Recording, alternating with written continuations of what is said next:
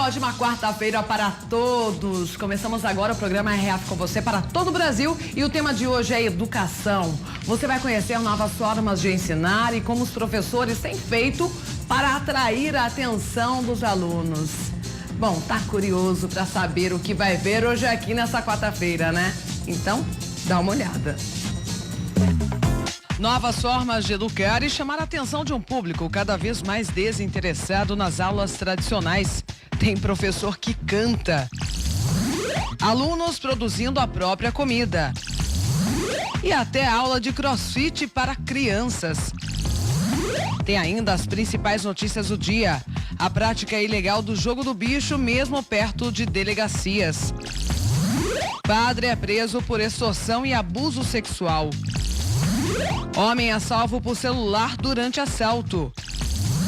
Todos os detalhes da exposição do Castelo Rá-Tim-Bum que chegou a Campinas. E da pré-estreia do filme Nada a Perder. O RF com você está apenas começando. Daqui a pouco com o assunto principal, educação, novas formas de se educar os alunos dentro de sala de aula. Tem também as principais notícias do dia e a previsão do tempo. Pode colocar na tela. São Paulo, capital, previsão de chuva, mais um dia chuvoso por lá, né? Mínima 19, máxima de 28 graus. Campo Grande, Mato Grosso do Sul, também previsão de chuva, mínima de 20, máxima de 27 graus. E em Salvador, sol entre nuvens, mínima de 26, máxima de 28 graus. Agora as notícias do dia, todo mundo sabe, o jogo do bicho é ilegal, mas em muitos locais parece que isso não incomoda os criminosos, não. Aliás, muitos promovem o jogo até mesmo perto de delegacias, não está acreditando, né? Então, olha só. Quem é da região sabe onde tem. Moço, você sabe onde tem o senhor que faz jogo do bicho? Olha, nós fizemos o trajeto de carro, muito perto da Polícia Federal. 300 metros. No local tem até fila. Já jogou? Não, mas eu espero. Quem promove o jogo sabe que é proibido, mas parece não ligar, porque conhece a lei. É apenas uma contravenção penal, que dá até 1 ano de cadeia ou multa. Mas normalmente o acusado responde ao processo em liberdade. A mulher de amarelo é que fica com o dinheiro e dá o recibo. Ela sabe que está bem perto da delegacia. Parece que quanto mais próximo das delegacias, menos atenção chamam. Agora estamos no Itaim Paulista, zona leste de São Paulo. 50 BP, 30 passos, para onde vai o jogo do bicho. Na Vila Sônia, zona oeste de São Paulo, mais um flagrante de jogo do bicho, numa banca de jornal. Um batalhão da Polícia Militar também fica por perto. A delegacia campeã em ter jogo do bicho próximo é o 45 DP, na Brasilândia, zona norte. Não é comércio, é só pro jogo mesmo. E fica a 50 metros do distrito policial. Ao fundo há também uma máquina caça-níquel. A 200 metros da mesma delegacia, outro ponto. Agora num bar. A 450 metros, mais um. Uma sala grande com um balcão de madeira foi montado apenas para quem joga. A atendente trabalha até mesmo com sinusite.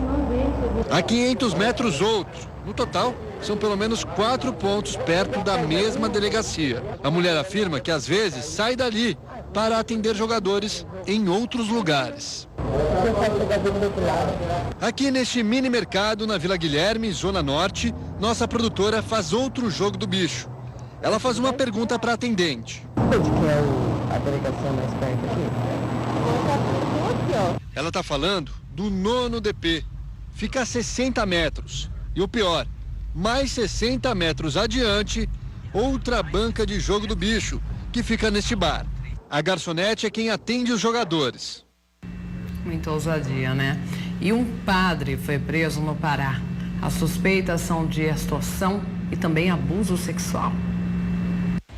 Foram 8 meses de investigações. A quadrilha seria comandada, segundo a polícia, por José Amaro, de 50 anos. O padre recebeu a voz de prisão na rodoviária de Anapu, no sudoeste do Pará. De acordo com os policiais, José Amaro é suspeito de invadir terras públicas e privadas e vender os lotes de forma ilegal. Inclusive com depósitos bancários, não só na conta do padre, como também de seus familiares. Ele utilizava desse artifício, não só do poder que tem como religioso, como também de representante, e praticava esses delitos. Amaro é membro da Comissão Pastoral da Terra. Ele trabalhou diretamente com a missionária norte-americana Dorothy Stang, assassinada há 13 anos na mesma região.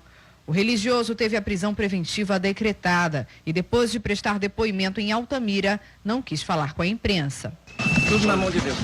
Segundo as investigações, foi comprovado que o padre cobrava entre 5 e 7 mil reais para não invadir terras de fazendeiros da região. De acordo com a polícia, também há denúncias de outros crimes graves cometidos pelo religioso. A moeda de troca para uma não invasão, digo assim, a omissão não invasão, foi favores sexuais. A polícia apura ainda a participação de outras pessoas na organização criminosa. Documentos, computadores e celulares foram apreendidos na casa do padre e na paróquia onde ele atuava. José Amaro foi indiciado por extorsão, ameaça, assédio sexual e usurpação. E em Recife, um homem foi salvo por uma infração de trânsito. Como? Estranha essa história, né? Ele estava falando no celular enquanto dirigia. Durante um assalto, os bandidos atiraram e uma das balas acertou o telefone. Geraldo Cardoso Filho, de 45 anos, passou por atendimento e foi liberado. O carro que ele dirigia foi abordado neste ponto da BR-101, em Jaboatão dos Guararapes, no Grande Recife. De acordo com a polícia, 2 homens em uma moto preta teriam emparelhado com o veículo. Os suspeitos atiraram contra o motorista. Eles fugiram em seguida. Os 2 tiros atravessaram a janela do lado do motorista, que foi salvo por um detalhe. Ele falava ao telefone celular na hora dos disparos. Um dos tiros parou no aparelho, que ficou destruído e amorteceu o impacto. O outro atingiu o ombro do motorista. Geraldo é gerente operacional em uma empresa de eletrificação. Ele tinha acabado de sair do trabalho para almoçar. A polícia trabalha com as hipóteses de roubo ou execução. E em Sergipe, a polícia descobriu um esquema que envolve médicos. Eles receitavam medicamentos que os pacientes nem precisavam para desviar dinheiro público. A operação começou por este prédio de luxo na Zona Nobre de Aracaju, onde reside um dos médicos suspeitos de participar do esquema de fraude no projeto Glaucoma do governo federal, que envolve os estados da Bahia e Sergipe. Os policiais também estiveram nesta clínica no centro de Aracaju, onde permaneceram por mais de 4 horas. E também no IOSE, o Instituto Oftalmológico de Sergipe, no município de Itabaiana, agreste do estado. O IOSE é responsável por gerenciar o projeto Glaucoma em Sergipe há 9 anos. De acordo com a Polícia Federal, o projeto fez atendimentos em regime de mutirão. E durante as investigações foram constatados casos de falsos diagnósticos de glaucoma, com a prescrição e a utilização de colírios por pacientes sem necessidade por até 2 anos. A filha de Dona Aparecida Vieira pode ser uma vítima da suposta fraude. Ela diz que há cerca de 3 anos, a jovem foi atendida em um mutirão no município de Capela. Recebeu um diagnóstico preliminar de glaucoma e começou o uso de colírios. Ela ainda depende de exames para confirmar o diagnóstico e teme que a filha perca a visão. O grau dela é muito forte, acho que ela usa 5,5 em um olho, tá com a metade da visão comprometida quase. Bom, e um grupo de mães luta para conseguir tratamento para os filhos que foram contaminados com o rompimento da barragem de Fundão em Mariana, que aconteceu em 2015. 11 pessoas contaminadas com níquel. Este é o resultado de exames de sangue e em fios de cabelos divulgado pelo Instituto Saúde e Sustentabilidade. Uma das pacientes é a filha da Simone. A criança de 3 anos está com a pele ferida, sofre com febre, diarreia, dores nas pernas e queda de cabelo. Porque a palavra exata de uma mãe, de uma filha que não tinha 10 meses ainda, é socorro. E ninguém tem feito nada, ninguém tem me ouvido. A professora não tem dúvida. A filha foi contaminada pela lama do rompimento da barragem de Fundão em 2015. Outra suposta vítima é a filha da Luciene, uma adolescente de 16 anos. Minha filha simplesmente falta de escola toda semana. ela não tem condição de ir para a escola, sente muitas dores de cabeça, diarreia o tempo todo, mancha no corpo. O resultado dos exames, divulgado no mês passado, mostra que todos os pacientes apresentaram nível alto de níquel, de 3 a 5 vezes maior que o valor máximo de referência. E ainda uma diminuição de zinco, mineral importante para a defesa do sistema imunológico. Também foi encontrada a presença de arsênio. 3 tiveram aumento e 5 estão no limite superior à normalidade. Para a médica da Brigada de Solidariedade, a Mariana, a situação é grave. Pode levar a alterações renais, com insuficiência renal. O fígado também é um órgão que tenta metabolizar esses metais.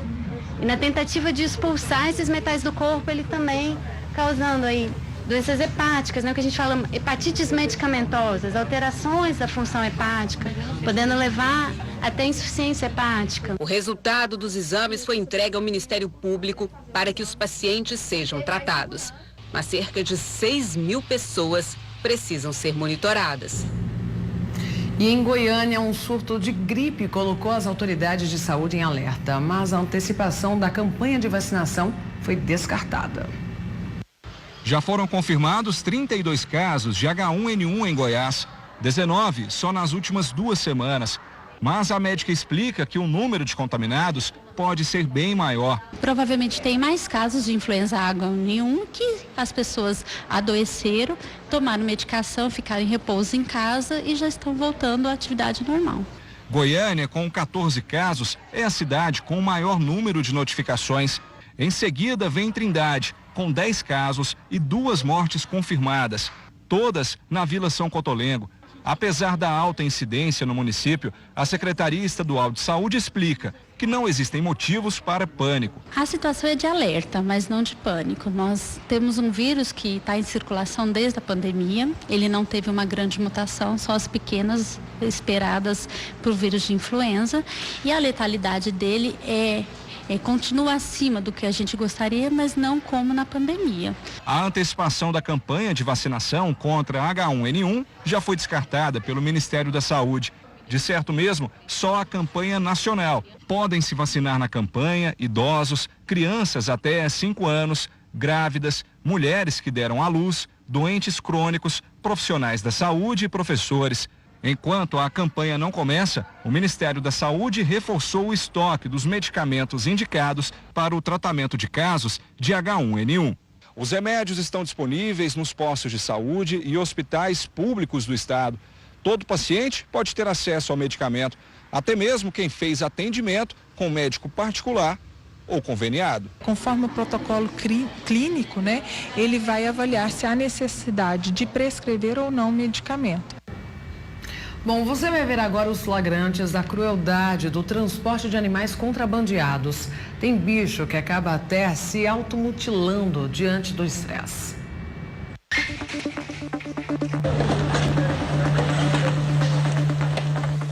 As imagens mostram como funciona o crime organizado de contrabando de animais silvestres. Só nesta apreensão, 1.738 pássaros selvagens, todos presos nestas gaiolas e até em caixas de leite, tudo dentro de um porta-malas. 211 já estavam mortos. Você está vendo pela primeira vez o resultado destas operações da Polícia Ambiental de São Paulo. As imagens foram feitas pelos militares. Estes animais seriam vendidos pela internet. São serpentes, iguanas e até um macaco prego. Os 2 coatis também estavam à venda na internet. Foram tirados da natureza ainda filhotes, segundo a polícia. O mesmo traficante já havia sido pego vendendo saguis. Aqui, 46 aves eram mantidas nestes espaços minúsculos. Várias estavam desidratadas e doentes, 2 já haviam morrido. Além deste papagaio, nesta apreensão, estavam 21 jabutis, 6 tartarugas e 14 iguanas embalados vivos. Eles seriam enviados pelos Correios de São Paulo a Belo Horizonte. Quando sobrevivem, os animais muitas vezes se automutilam. Outros mantêm comportamentos obsessivos, resultado do estresse. Esta arara arrancou as próprias penas depois de ter as asas cortadas. Então a gente ainda tem no Brasil a subcultura de imaginar que um animal da fauna, um animal silvestre, pode um dia se transformar num pet. Pet é o cachorro, é o gato, um animal da natureza jamais será feliz dentro do ambiente doméstico.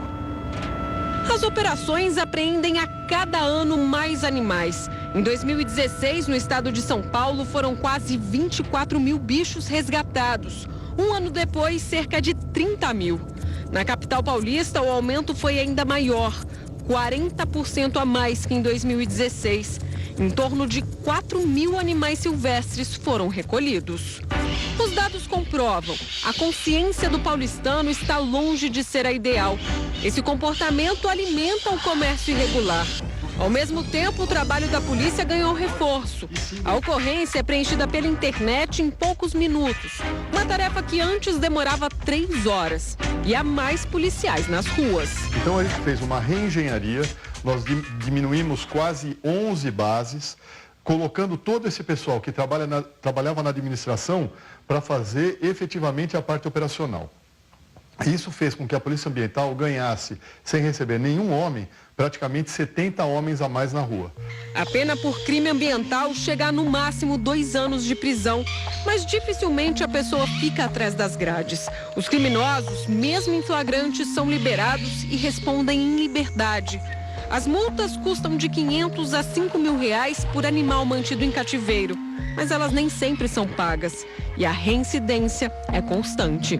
Porque a gente, infelizmente, prende o indivíduo, conduz ao distrito policial, chega lá, as penas do Código Florestal, da lei ambiental, a maioria delas são menores de 2 anos. Isso faz o indivíduo assinar um termo circunstanciado e ser colocado em liberdade. Esse é um dos lugares onde os animais resgatados são trazidos aqui em São Paulo.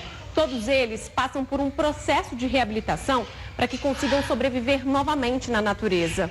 Eles precisam reaprender a voar, a se alimentar sozinhos e até a conviver em bando. A boa notícia é que, pelo menos aqui, 70% deles conseguem ter a liberdade de volta. Esses papagaios mesmo já estão quase prontos. Todo animal que dá entrada no centro de triagem, ele é avaliado clinicamente, biologicamente, comportamentalmente, quanto à espécie, né? Quais as necessidades daquele animal, necessidade de tratamento imediato ou a longo prazo. Aqueles animais que são gregários, que vivem em grupos, são formados esses grupos. Aqueles que têm necessidades mais individuais são isolados. Mas há também os que não conseguem se readaptar. Este tucano, de tanto ter as asas cortadas, desenvolveu uma lesão, não vai mais voar. E este jabuti teve a pata amputada. Esse animal não vai poder mais voltar para a natureza, porque teve que fazer uma amputação desse membro inferior direito, por conta de um ataque de cachorros, então ele vai ficar sequelado. Então a espécie fica extremamente agredida, porque mais pessoas compram, mais animais são tirados da natureza e muitos acabam padecendo desse jeito. Outra questão séria é que muitos animais morrem por estresse. De acordo com a Polícia Ambiental, para cada animal comprado, 9 morrem no percurso da natureza até serem vendidos. Por isso a importância da denúncia e também de que as pessoas devolvam os animais selvagens por iniciativa própria. Tem que sentir pena, repulsa e dizer, não, eu não vou ter um animal silvestre ilegal, não vou comprar um animal do tráfico. Esse animal tem direito à liberdade, tem direito de viver lá na natureza.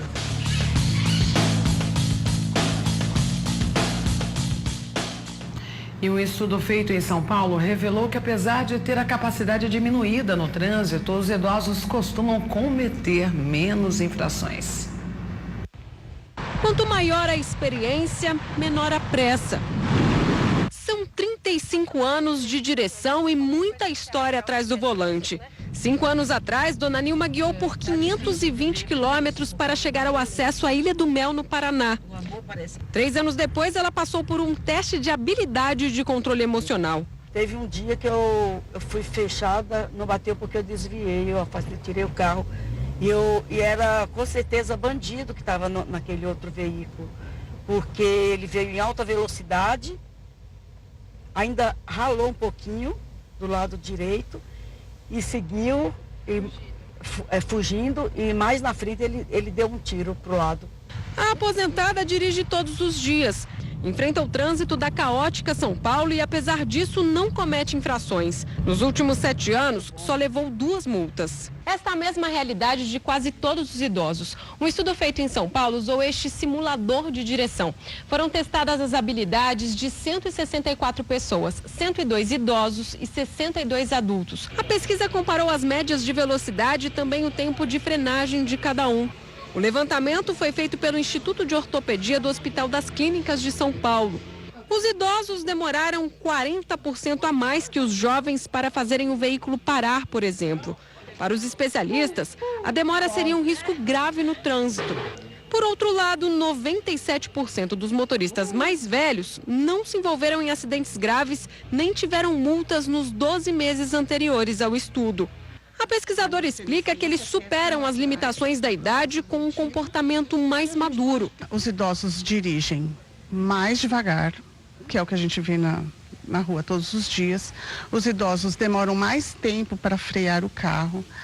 E pelo fato deles dirigirem mais devagar, a gente conclui que eles são mais precavidos no sentido de evitar colisões. Já os jovens... André tem 35 anos e poucas multas, mas ele confessa, o cuidado extra é por conta do carro estar no nome do pai. Chega uma multa, meu pai surta, né? Então eu tenho um pouco mais de cautela por conta disso. Se não fosse por isso, acho que eu pisava um pouquinho mais. O jovem, eles têm acidentes muito mais graves do que os adultos que têm acidentes, até por dirigir numa velocidade menor, muito mais simples, né? Além do teste prático, a pesquisa avaliou atenção, memória, visão e funções motoras. A ideia é melhorar essas capacidades antes de tirar o direito de dirigir dos idosos. A retirada da carteira de um idoso causa depressão, causa dependência, causa tristezas, que são desnecessárias em muitos dos casos que são retirados da carteira. Hoje a legislação prevê que motoristas a partir dos 65 anos renovem a carteira a cada 3 anos. Até essa idade, a renovação é feita a cada 5 anos. No estado de São Paulo, este grupo da população só aumenta. Em 2017, o número de idosos habilitados superou os 5 milhões. 22% a mais que em 2016. Dona Nilma é prova disso. A alegria dela é atrás do volante, onde se sente livre. Eu vou a qualquer lugar de São Paulo, sem medo, com confiança.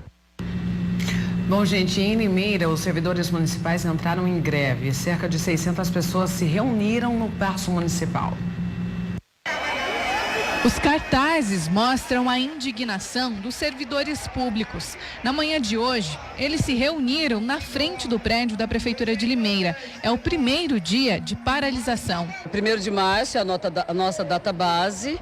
Na data base nós apresentamos as perdas salariais dos servidores, as reivindicações de melhorias no local de trabalho. E aí o governo faz a avaliação. Nós pedimos 12%, a resposta para nós foi 2,84%, um índice muito abaixo do que Limeira pode oferecer. Nós temos uma excelente arrecadação, a população paga muito bem os impostos e era possível uma valorização maior.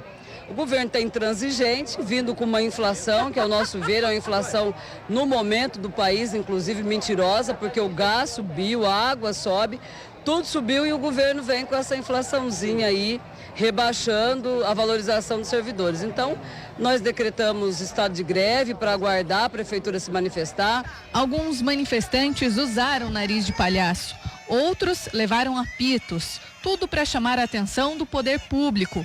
O reajuste de 2,84% não foi aceito pelos servidores. Olha, 2,84% é um índice que não garante o nosso poder de compra. Não garante condições de você ir ao supermercado para comprar comida, que são itens básicos de sobrevivência. Nós estamos aqui hoje lutando enquanto servidores, e não só professores, né? São várias áreas do serviço público, dizer que nós merecemos respeito. Assim como toda a população também. Mas nós estamos num município que tem uma arrecadação com um índice muito bom, né? Uma prefeitura que tem arrecadado bem. Então nós precisamos garantir, além desses 2,84, um índice que traga para nós dignidade, condições mínimas para trabalhar. Os professores aproveitaram o ato para discutir também a situação de trabalho oferecida nas escolas e creches de Limeira. A briga aqui hoje, o foco é salário. Mas há também uma grande discussão a respeito de todo o conjunto da obra que está sendo apresentado por essa administração. Condições de trabalho, merenda. Então nós estamos aqui hoje denunciando e dizendo que o servidor público, ele precisa de condições para trabalhar. Segundo o sindicato que representa a categoria, o aumento salarial esperado era de 12%. Outras pautas também foram levadas em discussão, mas até agora nenhum acordo foi fechado.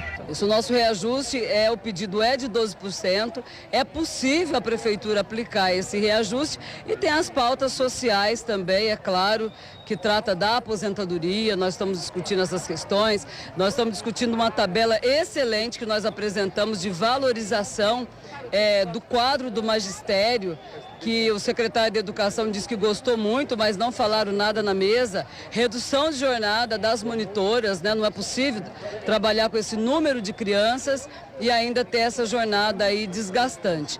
Então tem vários itens na pauta que a prefeitura não avaliou e não deu resposta.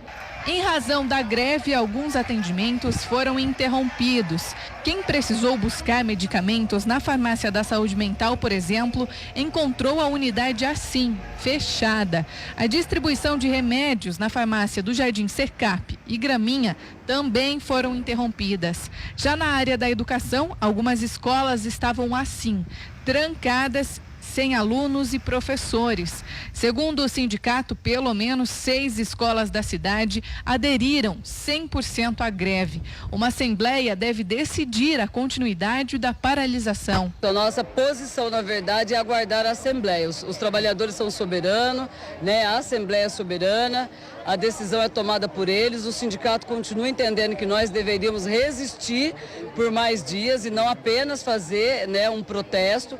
A nossa folha era 45%, o prefeito está derrubando da arrecadação para 43%. E nós vamos avaliar no final do dia para saber se a manifestação terá mais adesão e continuidade. Caso os servidores queiram fazer só um protesto, o sindicato também vai respeitar essa decisão. Já a prefeitura pediu uma liminar para garantir o efetivo de 100% dos servidores em seus postos de trabalho. O sindicato informou que deve manter a greve até chegar num acordo com a prefeitura.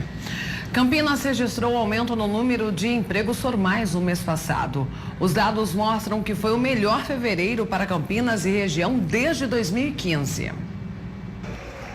No mês passado, foram gerados 61.188 postos de trabalho no Brasil, segundo o CAGED, o Cadastro Geral de Empregados e Desempregados. O número revela aumento de 71,82% em comparação com fevereiro de 2017. Americana, Indaiatuba e Campinas foram as 3 cidades que mais contrataram. Já Paulínia, Jaguariúna e Morungaba foram as que mais demitiram. Em Campinas, por exemplo, 1.178 postos foram gerados em fevereiro deste ano, contra 471 vagas no segundo mês do ano passado. O crescimento é de 150%. Os setores serviços, construção civil e agropecuárias geraram juntos 1.422 postos. Já a indústria, o comércio e a administração pública fecharam 251 vagas no total. Segundo a Associação Comercial e Industrial de Campinas, o balanço do CAGED é positivo e a previsão é que a taxa de desemprego diminua nos próximos meses, caso a economia não sofra o que os economistas da SIC definem como nenhum tropeço. E olha, aumentou em mais de 80% o número de multas que não são notificadas no Rio Grande do Sul, ou seja, os motoristas não ficam sabendo que cometeram a infração e acabam perdendo os prazos de defesa. Felipe quase ficou sem a carteira de motorista. Levou um susto quando descobriu que a habilitação estava suspensa. E isso só porque precisou ir ao Detran por outro motivo. O empresário tinha uma multa que nem sabia, por não ter sido notificado. Pegou meio de surpresa, assim. Não estava esperando. Nos últimos 5 anos, aumentou em 85% o número de multas que não são comunicadas aos motoristas gaúchos.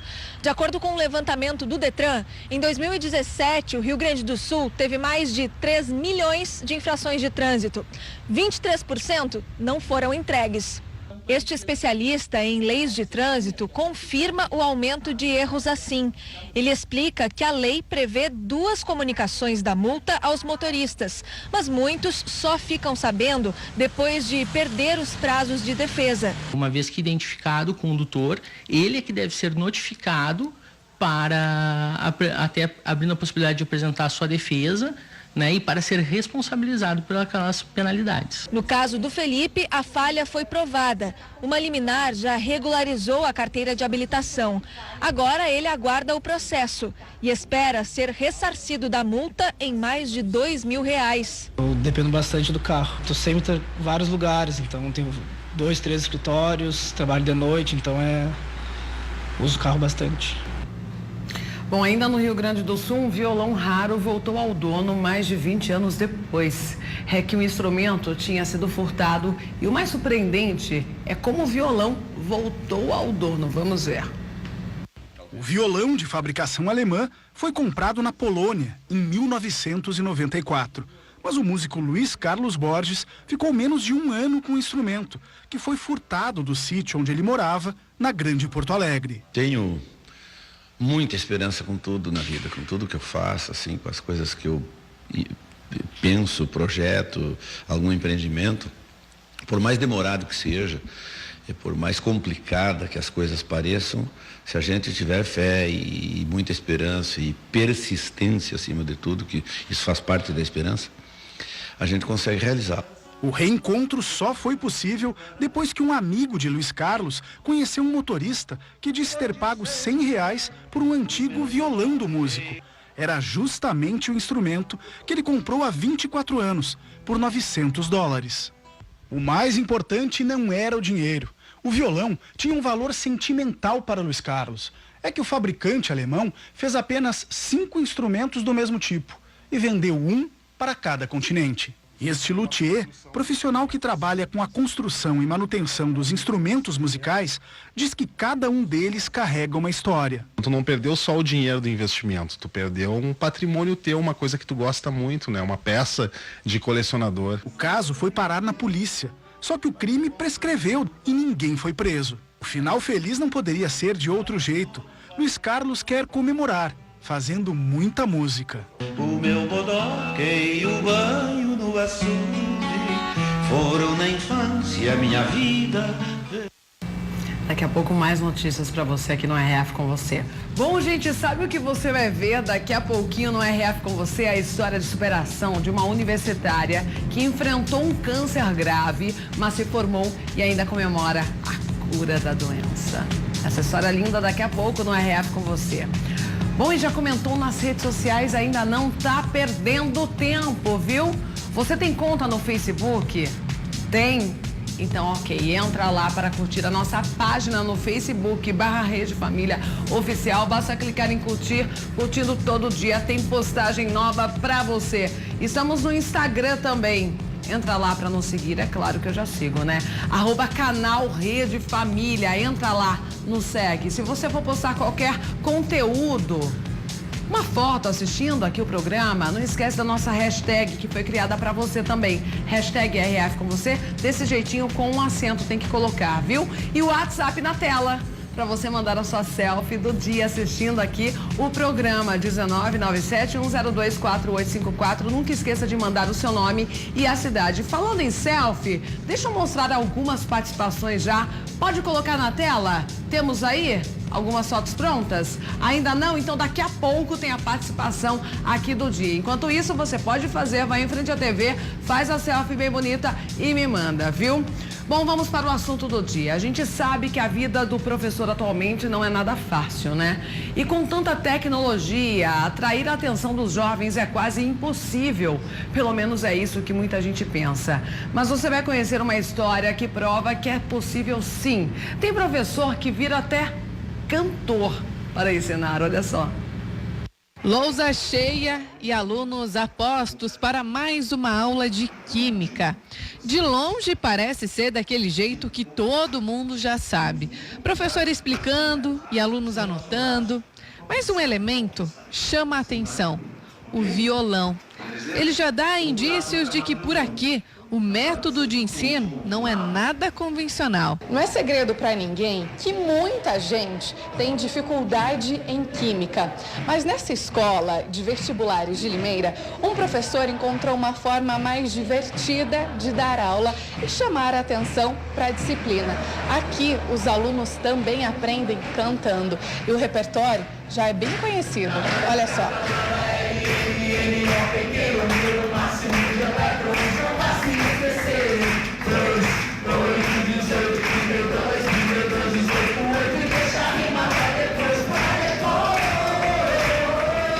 Dentro de sala de aula, o conteúdo se mistura com a leveza do violão. A canção do Skank ganhou uma paródia pouco convencional. Na letra, elementos químicos e informações importantes de uma aula de química. Foi assim, através dessa metodologia um pouco mais leve, dinâmica e musical, que esse professor conseguiu chamar a atenção dos alunos. Começou já no início da minha carreira assim, como professor. Eu, um grande amigo meu na época da faculdade e tal, a gente sentava junto, a gente sempre gostou muito de música. E aí a gente resolvia fazer paródias e tal com as letras, colocando letras de química em músicas conhecidas da época, né? Os alunos gostam bastante, né? Acaba atraindo a atenção deles um pouco mais para as aulas. E o mais legal é que os alunos participam juntos. Interação e troca de conhecimento que a música proporciona. Nem é preciso muito para perceber que eles esperam por esse momento. Quando o professor carinhosamente, apelidado de Pilha, pega o violão e solta a voz, a letra já está na ponta da língua. Um momento de distração que vem carregado de conteúdo e de benefícios. Duas questões, né? A primeira questão seria a de fazer com que ele memorize algumas coisas, né, do assunto, e a segunda questão de atrair a atenção do aluno que tem uma rejeição natural pela química, né, um assunto muito pesado e tal, e aí assim quando você bota essas músicas e tal, aí o cara fica mais ameno para ele e ele acaba se interessando mais pelas aulas. Para o coordenador pedagógico da escola, esse método de ensino ajuda principalmente os alunos a decorarem o conteúdo para os vestibulares. Além disso, esse momento de socialização e descontração também é importante para alcançar bons resultados durante as provas. Uma aula leve, com o professor dando aula com conteúdo, né? O professor Pilha, ele é um excelente professor, né? E aí ele entra em alguns momentos com uma música para dar uma quebrada, que ao mesmo tempo está ajudando o aluno, depois ele ainda faz exercício e tal. Eu diria que isso completa a aula, né? Não é uma obrigatoriedade, não são todos os professores da escola que tocam música, porque isso também tornaria chato, né? O interessante é a diversidade. Então a gente tem uma linha muito clara para a gente, que o que é sério não precisa ser chato. Então, o professor se diverte, os alunos se divertem, que é o mais importante. Eles têm 6 aulas no dia, das 7 a 1, e eles têm aulas onde ele vai cantar, onde ele vai se divertir, ele vai dar risada, depois ele para e volta, faz exercício, né? Então, eu acho essencial, é o equilíbrio. E o mais importante, os alunos, os mais interessados em adquirir todo esse conhecimento em química, aprovam a iniciativa e a desenvoltura do professor em aula. É uma aula bem inovadora, né? Que através de métodos, ele utiliza música, ele utiliza com a gente um lúdico, mas ele trabalha muito bem e isso ajuda a gente a lembrar na hora do vestibular. A metodologia que ele usa, ela envolve muitos alunos, quando ele usa musiquinhas para a gente conseguir decorar as coisas de química. Isso vai ajudando a aula a ficar mais relaxante, né, na verdade. Porque, querendo ou não, o ano de vestibular é muito pesado. E é muita coisa para você ter que aprender, decorar, se ligar. E quando ele usa essas musiquinhas, esse jeitinho mais engraçado durante as aulas, ele deixa tudo mais relaxante. São as melhores aulas para mim. Eu já tenho uma facilidade em química, então acaba ajudando muito. São aulas muito divertidas, muito dinâmicas. Ele é um professor excelente que explica muito bem. Eu adoro as aulas dele. E garantem que aquela paródia vai ser lembrada durante o vestibular. São músicas que pegam na cabeça e você guarda E na hora ajuda realmente. Ajuda muito, porque na hora que você está fazendo o exercício, aquela musiquinha te ajuda a lembrar as coisas. Então você vai fazendo a sequência até você achar o que você precisa. Então a hora que você pega lá na musiquinha o que você precisa e resolve toda a questão, nossa, é muito bom, porque te ajuda mesmo a resolver. Então você pensa, nossa, consegui uma questão por causa de uma musiquinha. A base de tudo é a aula, né? A musiquinha é a cerejinha do bolo ali, assim, pra ficar mais divertido.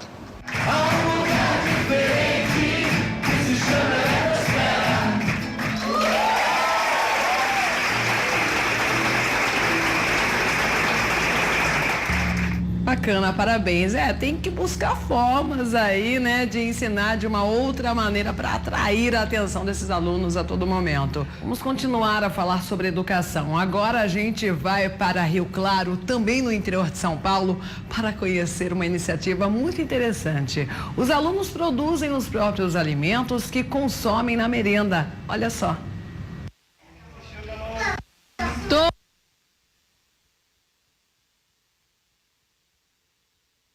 Daqui a pouco a gente exibe essa matéria, então. Posso ir para a próxima? Posso? Para mostrar aquela fofura? Você vai ver agora, gente, a prática do CrossFit, que tem crescido cada vez mais, né?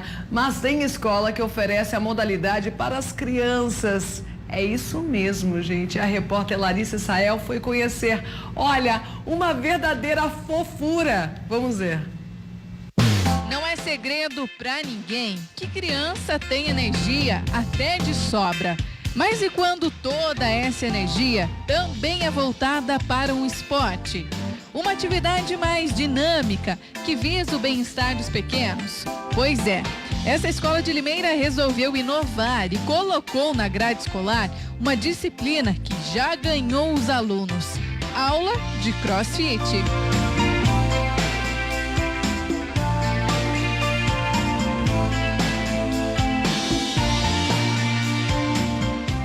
Mistura o lúdico com exercícios físicos e as crianças não param um minuto. Os movimentos parecem simples, mas são de extrema importância para o desenvolvimento dos pequenos.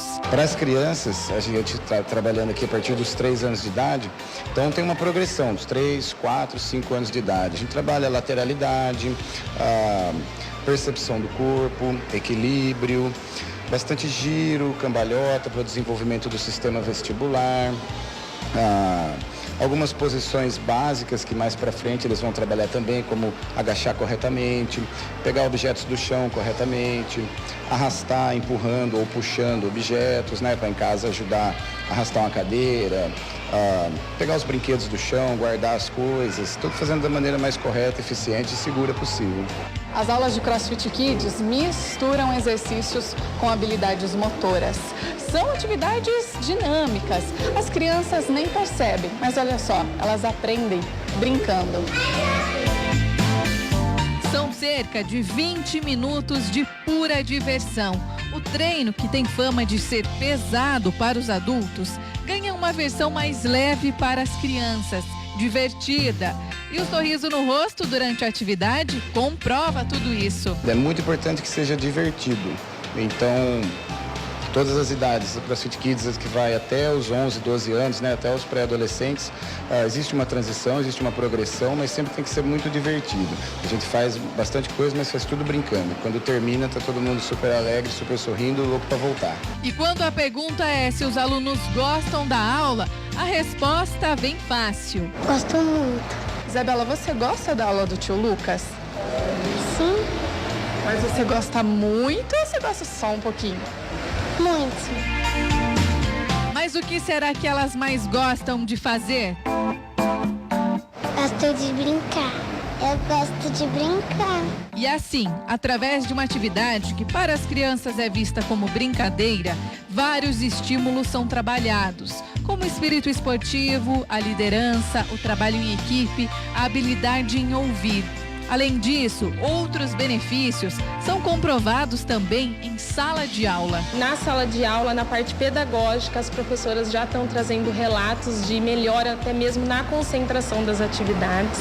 É muito legal. A Escola de Limeira, no interior de São Paulo, é a primeira do Brasil a incluir a modalidade na educação infantil. Até as crianças do maternal participam da atividade e para a escola vem carregada de benefícios. Visando na educação infantil, a importância da coordenação motora para o desenvolvimento da aprendizagem da criança. A gente viu que no CrossFit Kids resgataria muito dos movimentos naturais do corpo, do reconhecimento do próprio corpo e essa importância no aprendizado, no desenvolvimento do aprendizado, até mesmo da coordenação motora fina. E elas dão um show. Fazem todos os movimentos com a delicadeza que só uma criança consegue ter. Além disso, aprendem desde cedo a importância de estar sempre ativo. Para a criança é muito importante desde cedo ela já crescer com a consciência do que é uma vida saudável, do que é estar ativo, se movimentar da maneira correta, se movimentar de uma maneira eficiente. Durante a aula, o Lucas também aproveita para resgatar com os pequenos brincadeiras antigas, como as brincadeiras de roda. E o mais legal é que as crianças acabam levando todo esse conhecimento também para casa. As crianças acabam levando isso para casa. Quantos relatos a gente já está tendo? A criança chega em casa, os pais mandam recados para a gente que a criança está adorando, está fazendo esse e aquele movimento, está brincando de fazer junto com o pai e a mãe. Mais para frente a gente começa a trabalhar conceitos de nutrição também. Então isso é muito bacana, é bom para a família toda. E assim, entre sorrisos e exercícios, esse esporte, que até parece uma grande brincadeira, ajuda de maneira descontraída a formar mini atletas.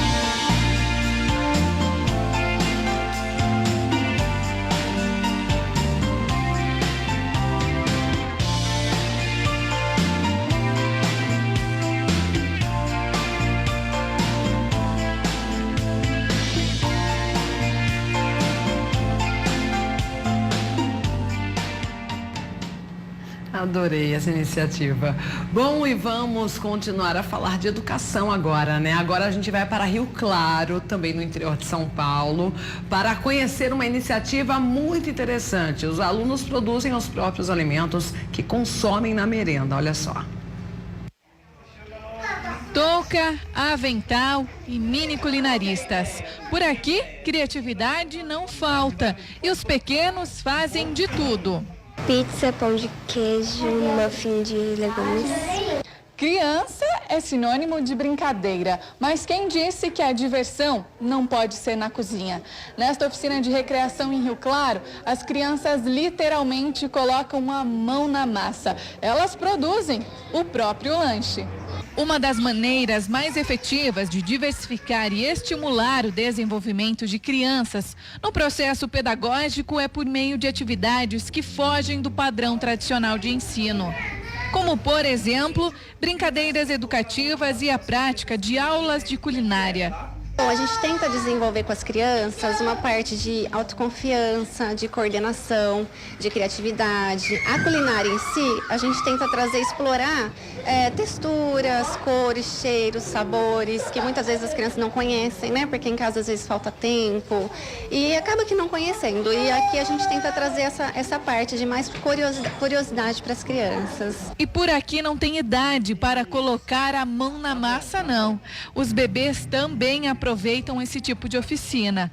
Eles acompanham de perto tudo que as crianças maiores fazem, o que além de ajudar no crescimento, ainda promove uma socialização entre os pequenos. As crianças de 8 meses, elas não participam integralmente da atividade, mas elas estão junto, então trabalha a parte de socialização, a fala desenvolve mais rápido, Porque estando com crianças mais velhas, elas acabam desenvolvendo mais rápido.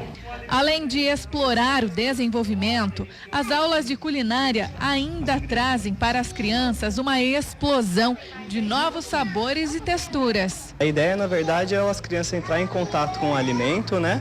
E estimular a experimentar os novos sabores, né? Normalmente os pais hoje com a dificuldade do dia a dia vai no automático, né? Então oferece qualquer tipo de alimento que é mais prático para ele por causa do dia a dia. E a minha ideia, eu estou correndo ao contrário, fazer eles entrar em contato com o alimento, estimular os novos sabores, a coordenação motora, né? E quando eles precisam de algum ingrediente especial, recorrem à própria horta. E eles não desfrutam apenas dos alimentos, não.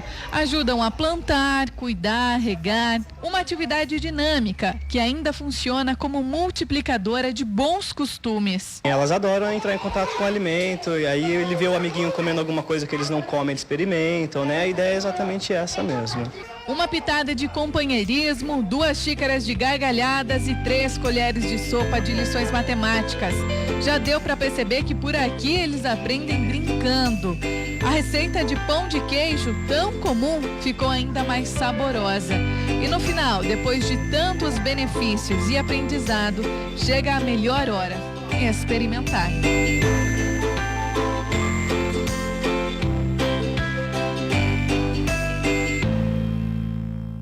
Uma divertida, interessante de ensinar e aprender, né? Aconteceu em São Paulo a pré-estreia do filme que conta a história real do bispo Edir Macedo. Nada a perder, contra tudo, por todos, estreia amanhã. Atores ansiosos para ver o resultado de uma atuação empenhada, repetida à exaustão, em busca dos mínimos detalhes de semelhança. Passei o dia todo nervoso, querendo chegar logo aqui, assistir o filme e depois comemorar com a minha família que está toda aí.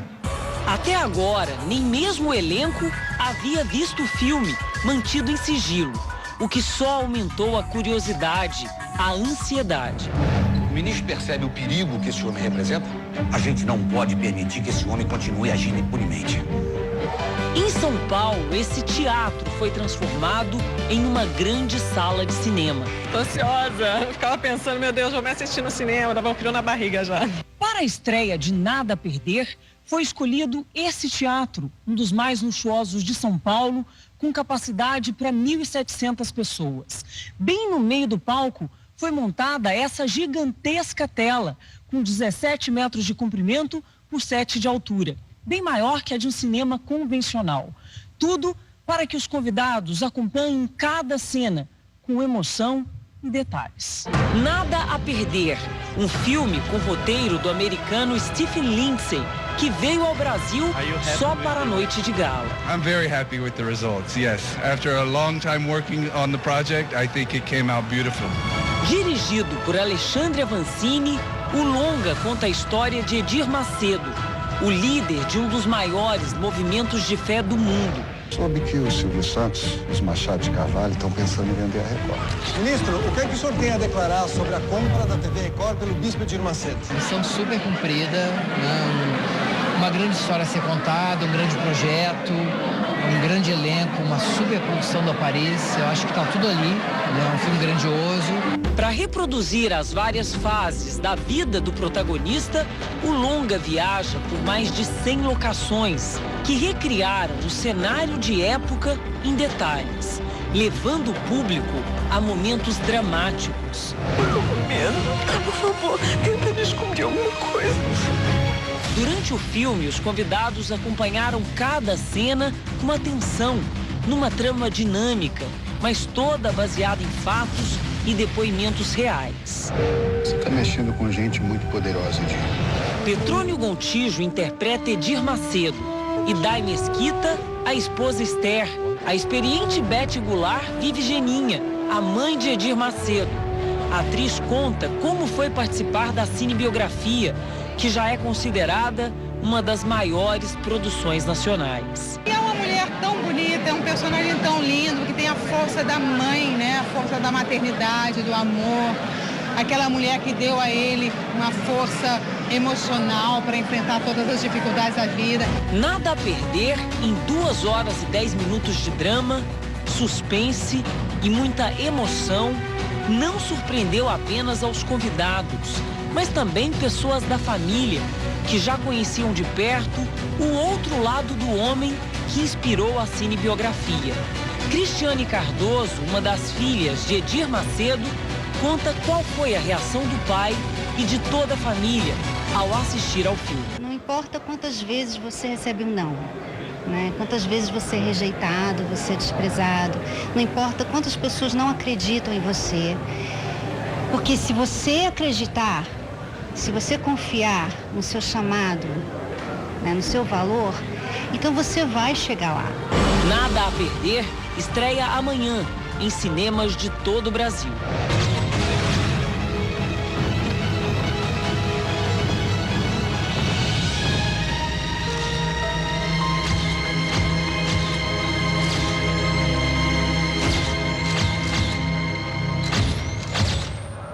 Grande lançamento, eu certamente estarei em frente à telona, né?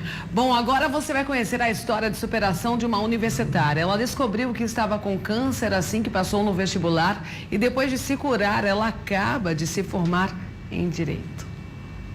Uma das melhores alunas da sala. Aline estava com 17 anos quando passou na primeira fase do vestibular de Direito. Antes da última etapa, ela começou a sentir uma dor forte na barriga e procurou um médico. Ele me respondeu: olha, Aline, isso aqui é algo tranquilo. Me falou isso para me tranquilizar. Mesmo com as dores, Aline fez a prova e passou no vestibular. Mas o resultado do exame de ressonância não trouxe outra boa notícia. A barriga estava tomada por cistos. Uma das médicas responsáveis pelo tratamento explica que se tratava de um câncer raro. Ele atinge 1 a cada 250 mil crianças e adolescentes. Ele é um tumor diferente dos tumores de ovário, que todo mundo já viu, conhece mais, que os outros são os tumores de células epiteliais, que são as células que estão por fora do ovário. Esse é o mais comum. O dela, então, é o mais raro e que acomete mais a população pediátrica e chega até adultos jovens em geral. Muitos médicos não acreditavam na cura. Para complicar, Aline teve alergia na primeira sessão de quimioterapia. Apesar do otimismo, o caminho para a cura não foi fácil. Foram 3 cirurgias, 5 dias na UTI, várias transfusões de sangue, além de quase 1 ano de quimioterapia. Mas a Aline atribui o sucesso do tratamento à mudança de foco. Ela deixou de lado a doença, apesar de se cuidar, mas focou na faculdade. Tanto que tinha forças para fazer quimioterapia o dia inteiro. E à noite estava firme e forte, estudando na sala de aula. Tudo bem, acredite na sua cura e conte com boas pessoas ao seu lado. Bom, e pela primeira vez, o castelo mais famoso do Brasil chega ao interior paulista. Dessa vez, a exposição temática Castelo Rá-Tim-Bum, que recria aí os cenários do famoso seriado exibido nos anos 90, chega ao shopping Iguatemi, em Campinas. Vamos ver. Por aqui a pergunta é: quem se diverte mais, os adultos ou as crianças? Bom, a resposta você descobre no decorrer desta reportagem. O RF News acompanhou a primeira turma visitar a exposição. Logo na entrada, um encontro com os personagens do Castelo Rá-Tim-Bum. E, é claro, uma selfie para registrar. O William veio com a família. O conteúdo do Castelo Rá-Tim-Bum sempre foi tão bom e tão sempre bem feito, né? Para mim, para minha esposa, para minha família toda, a gente sempre assistiu muita coisa. Não só do Castelo Rá-Tim-Bum, como do Rá-Tim-Bum, Gloob Gloob, toda aquela época de desenhos muito bem feitos, muito bem estruturados para criança. Então ter a oportunidade de mostrar isso para ela e colocar ela em contato com esse tipo de conteúdo é muito legal. Depois de tanta expectativa, os visitantes conheceram o saguão principal da série infantil da TV Cultura. Olha quem estava lá para recepcioná-los, a Cobra Celeste. Não parou por aí. Os cenários relembram a história com trechos originais e o figurino oficial dos atores. Uma oportunidade de ficar cara a cara com os personagens.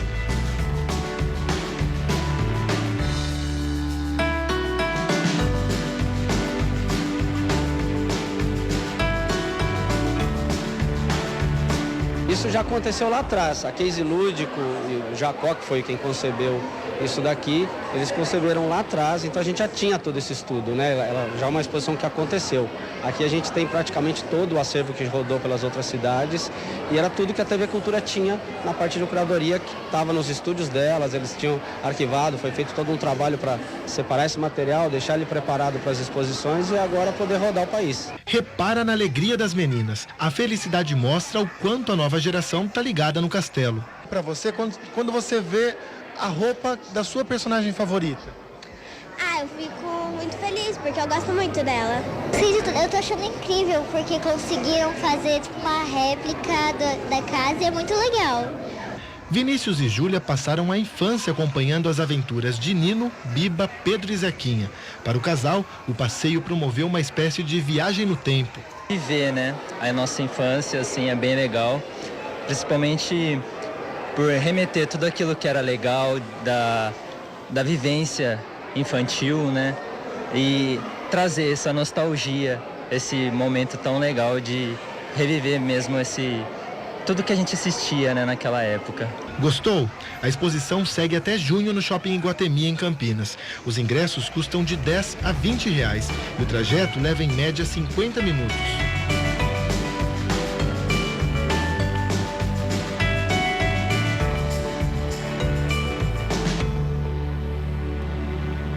Eu amava Castelo Rá-Tim-Bum. Bom, vale a pena, como eu já disse, aproveitar agora o feriadão, né, prolongado e levar o filho e a filha para conhecer essa incrível exposição. Um levantamento revelou que o turista de negócios gasta até 4 vezes mais do que aquele que está a passeio. E o setor hoteleiro está de olho nesse perfil. A viagem a trabalho pode virar diversão. Claro, depois do expediente. Muito bom dar aquela esparecida, né? Você aproveita esse tempo ocioso, tem que fazer alguma coisa e a mente dá uma refrescada, né? Edson é do Espírito Santo e veio a São Paulo para apenas um dia de trabalho. Mesmo com pouco tempo, deu um jeito de provar um prato diferente da tradicional moqueca capixaba. Tem esse tempo corrido aí, a gente viaja bastante. Quando tem um dia de folga, a gente sempre aproveita, né? Para conhecer restaurante, principalmente que São Paulo tem ótimos restaurantes, né? E geralmente lugar até próximo do hotel mesmo. Sair do quarto para desvendar a cidade é cada vez mais comum e até incentivado pelo setor de turismo. Agências especializadas em atender executivos ajudam a esticar a estadia até o final de semana. Assim, o profissional aproveita a passagem aérea já paga e só arca com o custo adicional da estadia. Alguns hóspedes que têm reunião até quinta-feira ou até sexta, eles esticam a estada deles em São Paulo até sábado ou domingo que seja, para conhecer a cidade melhor. Então eles pegam um city tour com um guia que a gente costuma indicar, depois eles vão para alguma balada que a gente costuma indicar, ou algum restaurante. Rafael é responsável por assessorar o hóspede em tudo o que ele precisa das portas para fora do hotel. Eu tento filtrar se ele quer algo um pouco mais agitado, se ele quer algo um pouco mais romântico, se ele está com vários amigos, se ele está em casal. Conforme a gente vai atendendo ele, que eu vou tentando filtrar exatamente o que ele busca.